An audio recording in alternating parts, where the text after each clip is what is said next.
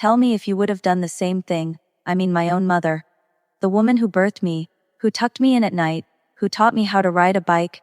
She looked me straight in the eye, after I had spent the last decade of my life pouring my savings, my time, and my sweat into her house, and told me I had no home, that I was officially locked out, and that everything I thought was mine was now hers alone.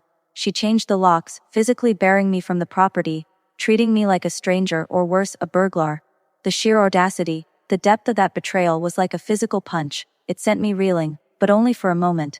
Because I didn't just walk away and let her win, I didn't scream or beg. Instead, I quietly, methodically used the legal system to remind her of something she seemed to have conveniently forgotten. I was a co-owner of that house, and if she wanted me out, she was going to have to cut the house in half, literally. The look on her face when the official notice was served, pure, unadulterated panic. Was I harsh? Absolutely. But when your own mother tries to steal your future and leaves you homeless, do you still owe her kindness? Let me take you back to how this all began. My name is Sam, and I'm 32 years old. This story revolves around a house, a modest 3-bedroom ranch in a quiet suburban neighborhood, and the complicated, toxic relationship I had with my mother Donna. For most of my life, the house was just the house, the place where I grew up. But about 10 years ago, it became something much more important, much more complex. My father passed away suddenly when I was 22. It was a devastating loss, and it left my mother completely unmoored, both emotionally and financially. My dad was the primary breadwinner, and his life insurance, while helpful, was not enough to cover the mortgage and all the expenses long-term, especially given my mom's struggles with money management. The house was already in a precarious position. I was still in college at the time, but I immediately stepped up. I moved back home from the dorms, finished my degree online while working 2 jobs, one at a coffee shop and one as a freelance graphic designer, and took on the role of financial safety net. My mother, in her grief, became increasingly dependent and, frankly, neglectful of her responsibilities. She was struggling to cope, and while I empathized with her pain, her coping mechanism often meant ignoring bills and responsibilities. The house was my inheritance, the last tangible link to my father, and I was determined to save it. 2 years after my father's death, the house was staring down the barrel of foreclosure. I was 24, freshly graduated, and had landed a decent, entry-level job in marketing. I knew I couldn't save the house by just paying rent to my mother. I needed control, legal standing, and a long-term plan. So, I sat down with her, and we came up with a legal agreement. We went to a lawyer and executed a quitclaim deed, in exchange for me paying off the entire remaining mortgage balance, which I did with a combination of my inheritance savings, a small loan, and money I'd saved from years of working. She agreed to add me to the title. We became tenants in common, each owning an undivided 50% share of the property. This was explicitly meant to secure the house for both of us and ensure that my investment was protected. I poured close to the text $40,000 into that house just to clear the immediate debt and secure the title, not including my ongoing payments. After that, the arrangement was simple. I paid for all major maintenance, renovations, property taxes, and home insurance. She was supposed to cover the utilities and basic groceries, but even that often fell to me. Over the next 8 years, I invested literally thousands of hours and tens of thousands more dollars into that property. The house needed serious work. I completely gutted and remodeled the kitchen and the main bathroom, replacing ancient, leaking plumbing. I installed a new roof, fixed the foundation issues in the crawlspace, and landscaped the entire yard to boost the curb appeal. This wasn't just fixing things, this was increasing the asset value, and I did it all myself, using my vacation days and weekends. I essentially built my own apartment downstairs in the finished basement, a beautifully renovated space with its own entrance, giving us both privacy and independence. I did all of this under the silent, fundamental assumption that this was our shared asset, our family home and my secure future. The friction between us, however, never went away. My mother, Donna, resented the fact that I had saved the house, because my financial control made her feel diminished. She started behaving less like a co-owner and more like a resentful, spoiled tenant. She constantly criticized my renovations. The cabinets should have been lighter, undermined my decisions. Why are you wasting money on a new furnace, when the old one just needs a little jiggling? And generally acted as if my hard-earned money and sweat equity were just her due. I put up with it because I loved the house. I was honoring my father's memory, and the property was appreciating rapidly in the booming real estate market. The investment was sound, even if the environment was toxic. Then, things took a sharp, personal turn. I met Sarah, the woman who would become my fiancée. We were planning to get married and wanted to start a family. My plan was to eventually move Sarah into the basement apartment, perhaps expand it slightly, and live happily, rent-free while continuing to maintain the property. This, of course, did not sit well with Donna. She felt threatened by the presence of another woman in her house, and she hated the idea of losing any more control or attention. The arguments escalated from petty critiques to full-blown emotional warfare. "You can't bring her here! This is my house!" "Your father bought this house for me," she would scream, completely ignoring the deed, the mortgage payoff, and the years of renovation. I repeatedly reminded her of the legal facts. "Mom, we own this house 50-50. I paid off the mortgage, this is my home too."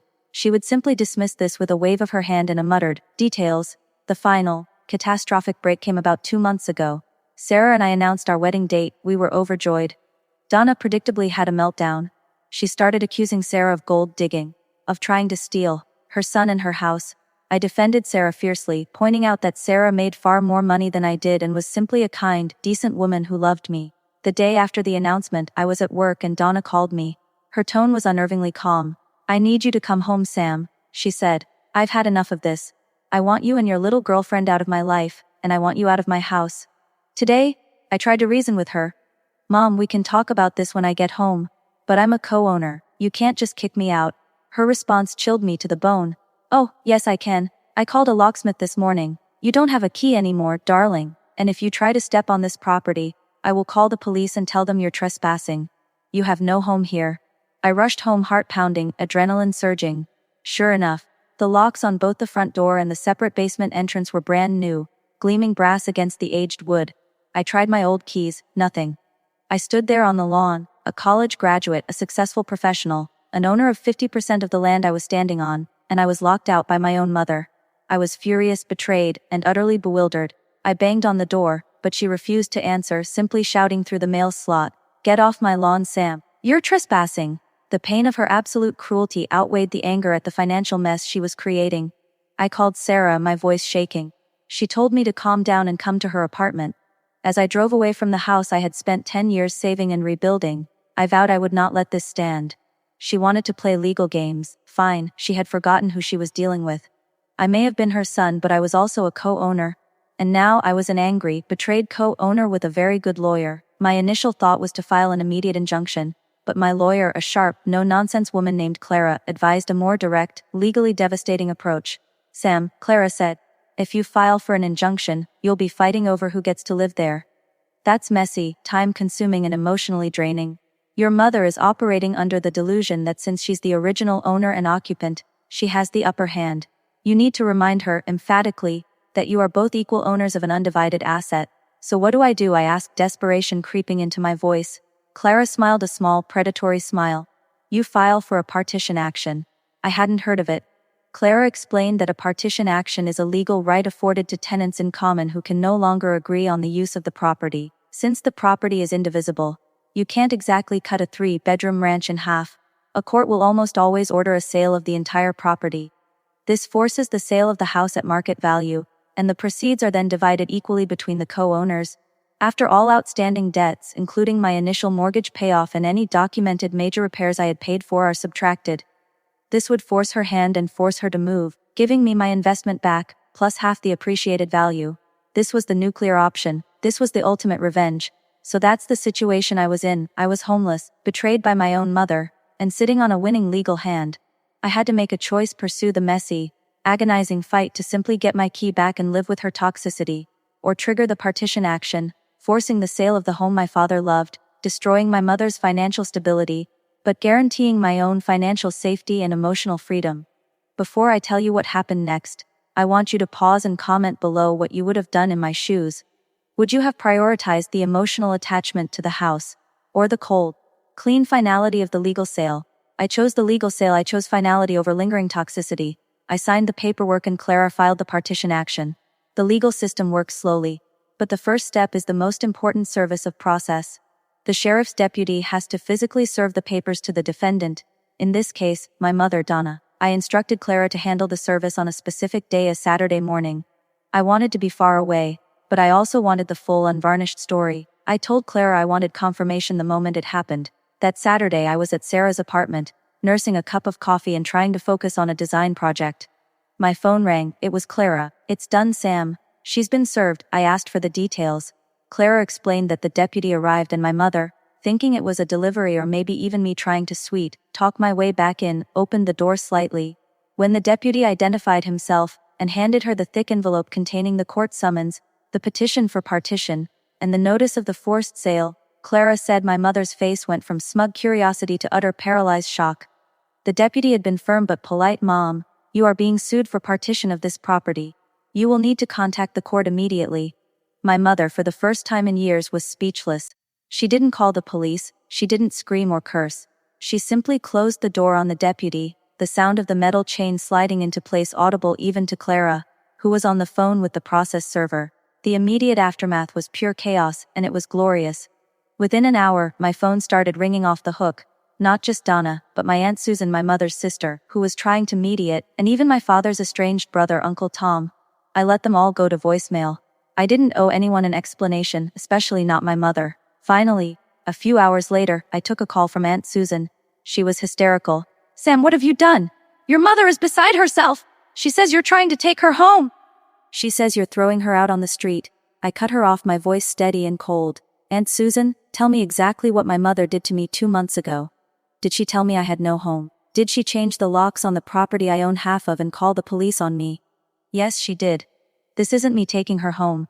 This is me enforcing my legal right to my investment and my future. She initiated this by locking out a co-owner. I am simply finishing the game she started. Tell her to call her lawyer, not me." That conversation effectively ended the family intervention attempts. The message was clear. I was serious, I was legally correct, and I was not backing down. The court process moved forward. Donna hired a cheap, ineffective lawyer who tried every stall tactic imaginable, arguing that my investment wasn't valid, that I had been gifted the money for the payoff, and that the house had emotional significance to her as the sole original owner. Every single one of these arguments failed spectacularly. My lawyer, Clara, had meticulously documented every deposit, every receipt for the new roof, the new furnace, the kitchen remodel, and every property tax payment. The quitclaim deed was ironclad. I was a 50% owner, and Donna had unilaterally denied me access to the asset. The judge, seeing the clear evidence of co-ownership and my mother's refusal to allow me access, wasted no time. The ruling came down 3 months later. The property must be sold at a public auction or through a private listing within 90 days, with the proceeds distributed proportionally. The effect on Donna was catastrophic because she had completely underestimated the finality of the legal system. She was forced to cooperate with the real estate agents I hired. The house, thanks to all my years of work in the booming market, sold for nearly 3 times what it had been worth when my father died. At the closing, I was represented by Clara. Donna was there, looking pale and defeated, sitting across the table from us. We didn't exchange a single word. The final numbers were calculated: the sale price, the commission, the closing costs, and then, the biggest deduction, the total of my mortgage payoff and my documented investment in capital improvements. All of that came straight off the top, ensuring my full investment was returned to me first. The remaining profit was then split 50-50. I walked away with a check that was substantial, enough for a massive down payment on a beautiful home for Sarah and me, with plenty left over to pay for a large, comfortable wedding. Donna walked away with half the profit, after my initial investment was recouped. She had enough to buy a smaller condo outright, but she was left with no house, no security, and no family connection to bail her out again. She lost her social standing, her emotional anchor, and most importantly, her control over me. She had gambled with my future, and she lost everything. The conclusion of this story is not about money, though the financial security was wonderful. It's about closure. By forcing the sale, I completely severed the toxic tie that bound me to her. I realized that my love for the house was tied up in my attempt to hold on to my father and to placate my mother, and the only way to truly honor my father's memory was to build a secure, peaceful future, which I could never have done under her roof. The legal battle was painful, but the feeling of driving away from that house for the last time, knowing I had forced justice and had legally, unequivocally, claimed my half, was the greatest freedom I have ever experienced. I never spoke to my mother again. I sent her a brief, final email detailing the final financial breakdown, ending with the line, "You wanted me to have no home. I took half of the house instead. Enjoy your new condo." I got the house I wanted, not the old toxic one, but the new secure one I built with Sarah, free from her shadow. I realized that suing your own mother for the sale of the family home sounds extreme, but she left me no choice. She took away my home, my security, and my trust. I simply used the legal tools available to protect myself. I got my financial independence, my peace, and my beautiful future with Sarah, and I finally realized that no amount of money or shared property can ever repair a broken moral compass. I want to thank you all for listening to my story. I know it's heavy. Like this video if you were on my side and believe I did the right thing to protect myself. Subscribe for more stories like this, and share your final thoughts on this whole mess in the comments section. Did I handle the financial and emotional separation correctly? I'll see you all in the next story.